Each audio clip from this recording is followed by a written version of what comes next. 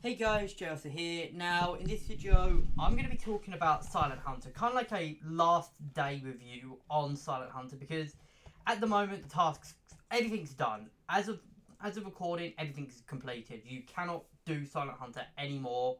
The only way you can get anything from Silent Hunter is if you buy it. You have to buy it with gold. I got everything, as you can see. I did have everything, and honestly, I'm just going to look through it and basically go over what I think about all of the rewards from worst to best. Well, basically, We'll go from best to worst actually, and then we'll talk about what I think they could have done better with Silent Hunter. So we'll start off with what I think was the best stuff.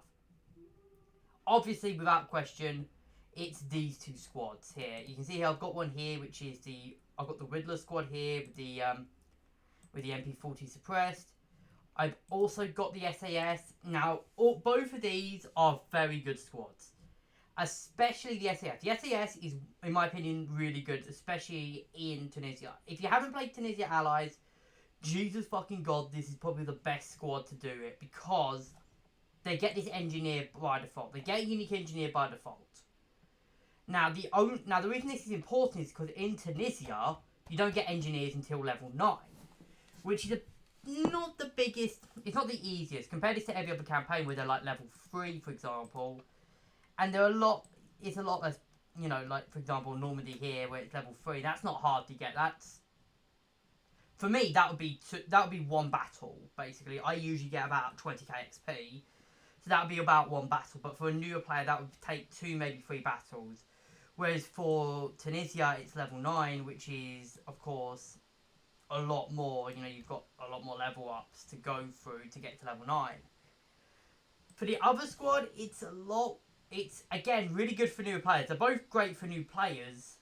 However, this one's a bit better. I'd say it's also pretty good for a different reason. The Mp40 Suppressed is essentially an Mp40. It's a maxed out Mp40, so you're gonna get the same as a maxed out Mp40. You're gonna get some backpacks.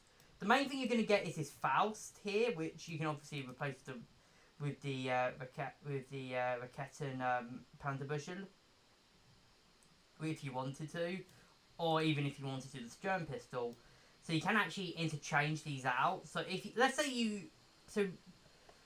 say this is a level 30 weapon, so you can get a very good anti-tank weapon. The same goes with the Normandy one. You actually, with the other one as well, you get a very good Piat. You get the Piat off the bat. You also get the South London shanking knives, the Sten Mark II Suppressed, which is essentially a maxed out Sten in all, but it's basically a maxed out Sten, but I find it to be much better than the regular Sten. The suppression works as well, so actually if you shoot someone, their bots aren't going to get alerted. In terms of equipment, they start with 3 backpacks, not 4, medpacks, not 4. The assaulters get the impact grenade, so number 69s or whatever the other one is. And the other 2s get explosive packs. The AP mines are not part of this squad. I just put AP mines on this squad for more flavour text, and also because I like AP mines. You also get some cool, unique dagger for the Allies version, not for the Axis version. I think this is the best part of the, definitely the best part of the update. They're unique squads, and they're kind of cool actually. Both these ones are probably, they've got a better uniform, definitely, because you can hide and pretend you're a bush. But the other squad's got a better weapon, in my opinion, and has better usage. Especially in the earlier game. This one as well has got good usage. If you're a new player and you've just got these, let's say you're like level 1 in Normandy and level 1 in Tunisia, you can use this squad and the other one and the SAS squad. You can probably use this until level 22.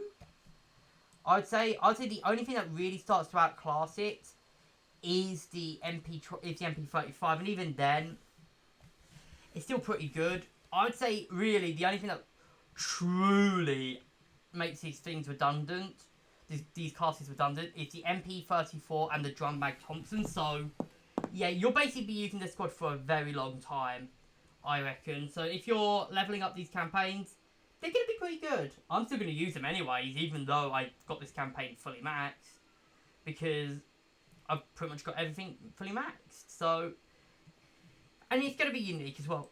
The other part of Silent Hunter, which I think the second best bit, was the gold weapon order. Now, I've already used it, and I'm going to show you exactly what I used it on. I had to get the Badan. I had to get the Badan. I might make a video on the Badan soon, but I made it put it as one of the worst weapons in the game. But come on, it's coming out. We're gonna lose the Badan soon enough anyway, so I might as well just use it for the meme. But yeah, other suggestions. Obviously, if you had the gold order, something like the VMP or the Suomi KP are fantastic options. The Gavir 43 with the Kurtz magazine is a very strong, solid option. The Irma EMP is really good. The Hyde's pretty decent. The M2A1. Also, of course, something like the Peterson device and the Schmeiser and, of course, the Gavir 1888 are going away. So obviously you have to be careful of those. The next thing I'll have to say is the BT7A. Now, the reason for this is because it's a unique vehicle and we're not getting anything like this again, so we'll probably not get anything like this again, so yeah, that's why I'm saying it's the third best. Fourth would probably be the Gunner, same reason, but I'd say the BT7's a little bit more unique. Like, this is a unique soldier, this is a unique tank. You're probably not going to see too many of these either, but hey, they're unique soldiers. After that, it's definitely the icons. You see these a lot with both the Saboteur and both the Saboteurs. Obviously, I'm using the Tunisia Saboteur, but you can also use the German one. I prefer the British one, to be honest, but they're both cool. They're both really cool, and I like them. After that, I would say the next best thing would probably be the booster, and then it would definitely be the upgrade change order, which I think is just pointless. I was saying this at the time. Now, what they could have done better is replace these two. Now, the reason why I say replace these two is, I would say make the Saboteur and the British, the both of them, the British and the German one, combine them together to make this make these as like either the level 18 or the level 6, or even make these both the level 10, combined to the level 10, and then give these two the unique slots. For the other unique slots, I would say for this one, maybe a unique vehicle for the Axis, with it maybe a unique plane. Like, give us something like a unique, I don't know, something unique. Maybe, I don't know, just give us something unique for either Berlin, even Tunisia. Like, Tunisia, they've not received anything. Like, I know I've got a bunch of gold order soldiers, but in Tunisia, but that's because I bought one of the gold order soldiers for Tunisia, but this rifleman and the golden beretta are the only thing that Tunisia has ever received, really, in terms of event drops for Axis Tunisia. Allies Tunisia has 2 event squads. So I think they should have given us some unique Italian plane, or even some unique Italian, maybe a unique collection of Berettas, something like that. I don't know, anything really for the Axis, other than the unique squad. As for the final one, I think they could have done either a cold steel weapon or a collection of silver orders. Or they could have made it so that when you've completed each task in a day, so 369, you get like 2 silver weapons, 2 silver troop orders, for example. It would probably have incentivized more people, but yeah. And I would probably say it may be a cold steel weapon order, but yeah. Other than that, I think this could actually have been the best event that they did. Yeah, the rewards, especially, I think that there was a few rewards which were nitpicky, but other than that, it was still a very solid event. It had It had 2 good squads, which I'm pretty sure everyone's going to be using. You're going to see a few of these around. A gold weapon order. You've got these 2 unique icons, which, they're there, at least. And you've got some unique Soviet vehicles and a unique Soviet vehicle, unique Soviet troop. Would have been better if they had a unique Axis aircraft, because if you remember for example, in Battle Summer, for example, I'm just going to use Battle Summer. I'm going to show you both of them. In Battle Summer, you got we got the M5A1 Rhino tank, which is a unique modification for the Stuart. It has a better cannon, and it has, you know, you can run people over with the Stuart. Meanwhile, the Axis got this plane. They got the Focke-Wulf 189. So, in comparison, you know, there's some differences here. In the second campaign, in Fiery November, the Axis got the Jagdpanzer 4 for the tank, and the Allies, in comparison, got another P47. And there's an error for some reason. They got a unique P47, which is on this no, not this one. It's on this one. You can see here, this is the unique P47 with the unique nose art. It has the M8 rockets instead of the HVARs, which the regular P47 has, and it has the max turn speed, etc.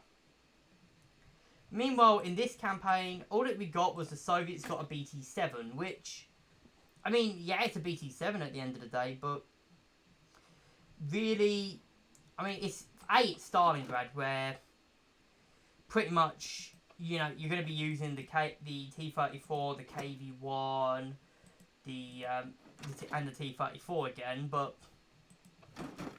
yeah. Other than that, I don't really, like, I think that's the only real knock on the event. Other than that, I think it did beat, I would say it was better than Fiery November, but just by a little bit. And there was, like Fiery November was probably perfect in terms of its rewards. This one had better rewards, but had a better quantity of the rewards, but it kind of didn't have, well, even the quality. I mean, the 2 soldier squads, the Gold Order, the icons, the tanks, and the gunner, obviously. But it lacked a couple bits, which I think could have made it perfect. Other than that, fantastic event, I think. Really good event. Honestly, I'm going to be using these squads a lot. I'm probably going to be using this if I ever start leveling up the Soviets in Moscow. BT7A as well, if I actually give a fuck about Stalingrad to actually play it, I might use the BT7A, but other than that, I'm going to end this video here. I hope you guys have enjoyed. Leave your thoughts in the comments what you guys think. You know, let me know what you guys think of the event, really. Let me know. Obviously, if you want to join the Discord, link will be in the description. And I'll see you guys in the next video.